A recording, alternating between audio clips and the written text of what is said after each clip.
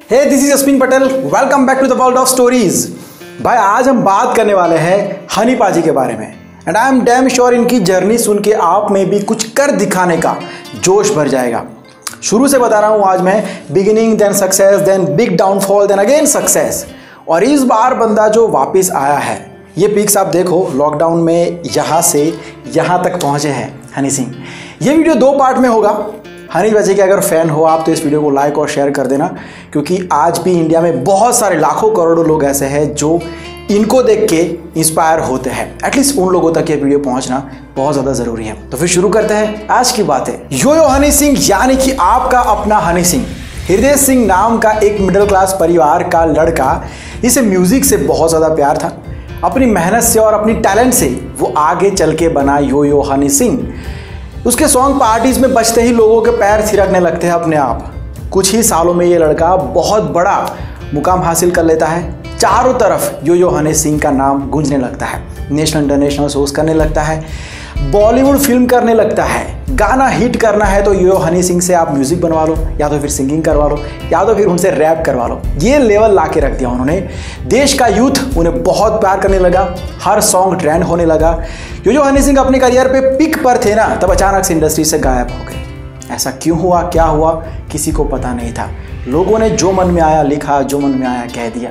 उस दौरान मार्केट में कुछ नए रैपर्स भी आए जो हनी सिंह की एब्सेंस में काफ़ी आगे बढ़े। उनको मौका मिला।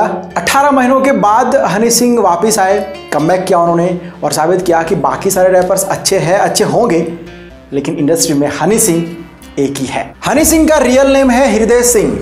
उनका जन्म 15 मार्च 1983 को पंजाब के होशियारपुर में हुआ था। पिताजी इंजीनियर थे और वो चाहते थे कि हृदय भी उनकी तरह इंजीनियर बने, लेकिन भाई साहब को बचपन से ही म्यूज़िक बनाना था। पहले से इसी फील्ड में इंटरेस्ट था उनको। स्कूल में भी तबला वगैरह बजाते थे, प्रेयर्स में, मतलब बचपन से डिसाइड कर लिया था कि इसी फील्ड में आगे बढ़ेंगे, करियर बनाएंगे। आगे चल के वो गए इंग्लैंड। ट्रिनिटी कॉलेज से उन्होंने म्यूज़िक की पढ़ाई की। 2005 में धक्के खाना शुरू कर दिया वहाँ पर इंग्लैंड में काम के लिए, लेकिन कुछ काम नहीं मिल रहा था।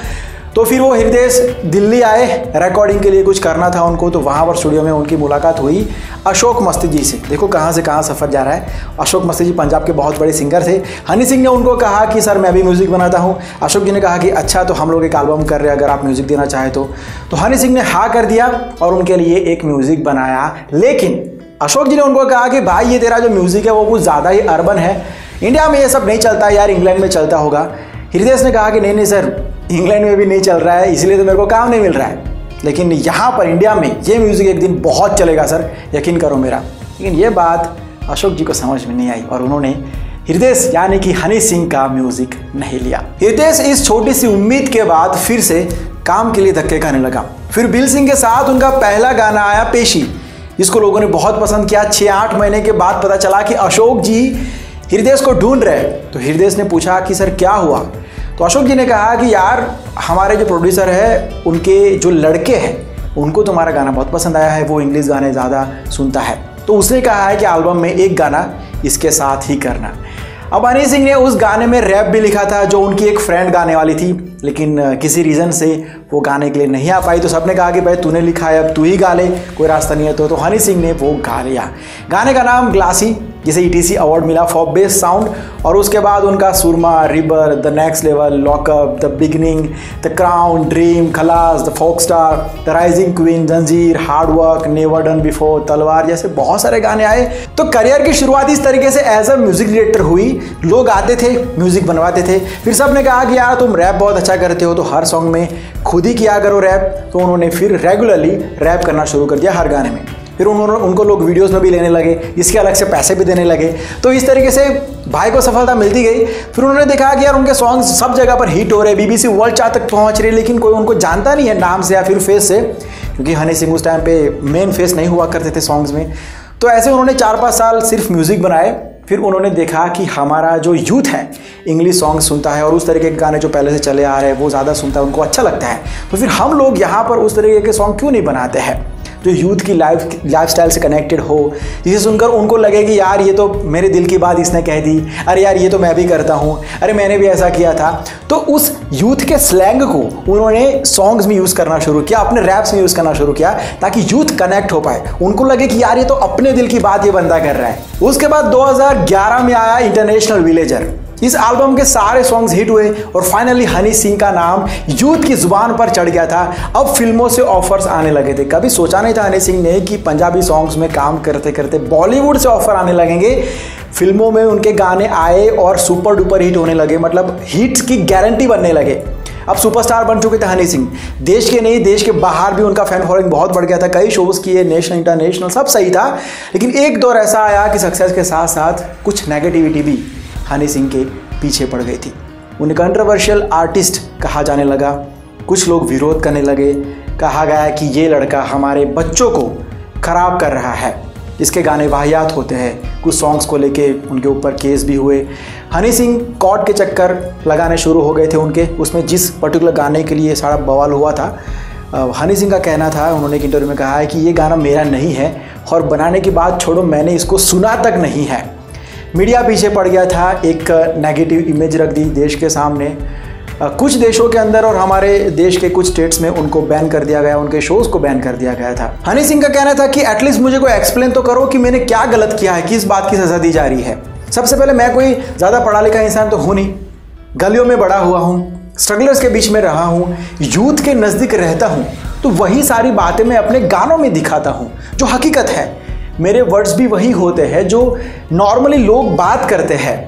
हनी सिंह का कहना था कि वो काम में इतने मशगूल हो गए थे कि मीडिया से बात नहीं कर पा रहे थे। तो मीडिया की भी इसमें कोई गलती नहीं है जो उनकी इमेज हो गई थी इसमें, क्योंकि वो उनसे दूर रह रहे थे। ऐसे में जो बात वे प्लेटफॉर्म पर लोग करते थे, सही या गलत, वो सब मल्टीप्लाई होती गई। लोग उनके सॉन्ग्स को उनकी पर्सनालिटी समझने लगे थे, लेकिन ऐसा नहीं था। उनके सॉन्ग्स जो होते हैं वो यूथ के इंटरेस्ट पर बनाए जाते थे। रियल में वो ऐसे नहीं है। उनका एक सॉन्ग है स्टारडम करके, आपने सुना होगा, अगर नहीं सुना है तो सुन लेना। उसमें उन्होंने बताया है कि मैं रियल में क्या हूँ, हनी सिंह रियल में क्या है, वो भी उनके सामने बताया है। तो अगर मिस कर दिया है तो ज़रूर से सुनना उसको भी। भगत सिंह सॉन्ग 2008 में आया था उनका। कितने लोगों ने सुना है बताइए? बहुत कम लोगों ने सुना है। चैरिटी शोज़ भी उन्होंने किए हैं। बड़ी बात यह है कि कंट्रोवर्सी होती रही, लेकिन बंदे के फैंस बढ़ते गए। मतलब जिस स्पीड से आगे गए हनी सिंह, एक हफ्ते में 4-4, 5-5 कंट्रीज घूमते थे। उनके इतने शोज, शूट्स, रिकॉर्डिंग्स, दिन में 2-3 घंटा ही सो पाते थे, वो भी सुबह 6-7 बजे। दिन रात काम करते रहे। ऊपर से ये नेगेटिव कंट्रोवर्सी, उसमें भी अल्कोहल ज़्यादा हो गया। ये सब मिलाकर बंदा मेंटली डिस्टर्ब हो गया। उन्हें हो गई थी एक भयंकर मेंटल डिसऑर्डर जिसका नाम है बाइपोलर डिसऑर्डर। वो क्या होता है और किन हालातों से गुजरे हनी सिंह इस दौरान, उन दिनों में किसने सपोर्ट किया, कैसे कमबैक किया और आगे क्या क्या करने वाले हैं, ये सारी बातें हम पार्ट 2 में करते हैं। पार्ट 2 के लिए वैसे आपको ज़्यादा वेट नहीं करना पड़ेगा। अगर आप इस वीडियो को 24 घंटे के बाद देख रहे हो, अपलोड के 24 घंटे के बाद, तो लिंक आपको डिस्क्रिप्शन में दिया होगा पार्ट 2 का, तो देख लेना उस वीडियो को। एंड उम्मीद करता हूँ कि आपको ये वीडियो पसंद आया होगा। अगर पसंद आया है तो ज़्यादा शेयर करना, लाइक करना, और आपका क्या कहना है कमेंट करके बताना। कॉलिंग कोड आपको मिल गया होगा। और अगर फिर भी कुछ डायरेक्ट मैसेज देना है, कोई बात है, कोई सजेशन है, तो ये इंस्टाग्राम आईडी है, लिंक आपको उसका भी डिस्क्रिप्शन में दिया हुआ है। फेसबुक पेज का लिंक भी आपको डिस्क्रिप्शन में दिया हुआ है। मैसेज ड्रॉप कर दीजिए, रिप्लाई ज़रूर आएगा। मैं मिलता हूँ बहुत जल्द एक नए वीडियो के साथ, यानी कि पार्ट 2 के साथ 24 घंटे के बाद। Bye, take care and see you soon. Keep smiling.